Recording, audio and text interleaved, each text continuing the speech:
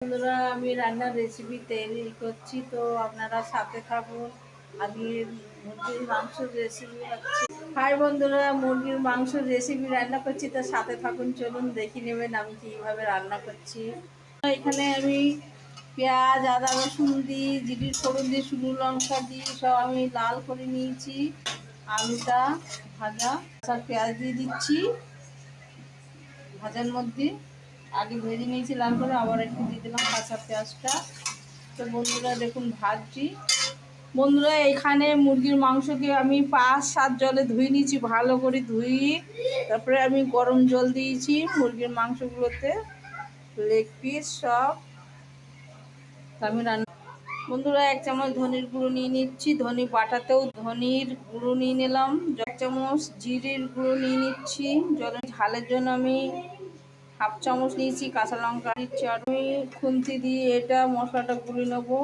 আমার আলু ভাজা হয়ে গেছে, তো পাতা কেটে ধুয়ে নিয়েছি, জল দিয়ে রেখে দিই। মশলা গোলমরিচ ধনি সব বাটা হয়ে গেছে, আদা রসুন। তো এই মশলা ঢেলে নিয়ে দিচ্ছি 1 চামচ। বন্ধুরা, এটা আর একটু গুলি নিচ্ছি আমি ভালো করে।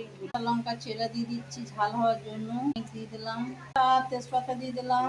মাংসতে যত তেজপাতা খাবেন আর যত জায়ফল গরম মশলার মধ্যে দিই আপনারা খাবেন, তো অতই ভালো হবে। এতটা টমেটোর কাটা আছে, তো বন্ধুরা টমেটোগুলো দিয়ে দিলাম, নাড়াচাড়া করে নিলাম। এবার কি বন্ধুরা, মানে নুন লাগবে বন্ধুরা, ওই পরিমাণে দিতে হবে খাওয়ার মতন। মশলাগুলো দিয়ে দিচ্ছি, এবার ঢেলে কষিয়ে নেবো বন্ধুরা। এইগুলোকে ভালো করে লাল করে ভেজে নেবো একদম। মিক্সচারটা ধুয়ে নেবো, মশলা লেগে। মাংসটা দিয়ে দিলাম বন্ধুরা, মশলা কষানো হয়ে গেছে, মাংস দিয়ে দিলাম। সব মাংস এবার কষানো হবে ভালো বন্ধুরা। মাংসটা নাড়াচাড়া করে নিচ্ছে একটু। বন্ধুরা, আমার মাংস কমপ্লিট হয়ে গেছে এখানে রান্না। কষা কষাটা আমি একটু ঝোল দেয়নি, প্লেট।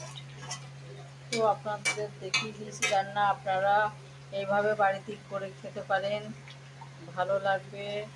তো বন্ধুরা, এমনি আমার রান্নাটা একটু খেয়ে দেখাচ্ছি টেস্ট করি। তো আমি রান্না করেছি, তো আপনাদের সামনে একটু খেয়ে দেখাবো বন্ধুরা। তো চলুন আমি খেয়ে দেখাচ্ছি। এই যে লেগ পিস নিয়েছি একটা, এটা খেয়ে দেখাবো। তো বন্ধুরা দেখতে পাচ্ছেন আমি খেয়ে দেখাচ্ছি। হেভি হয়েছে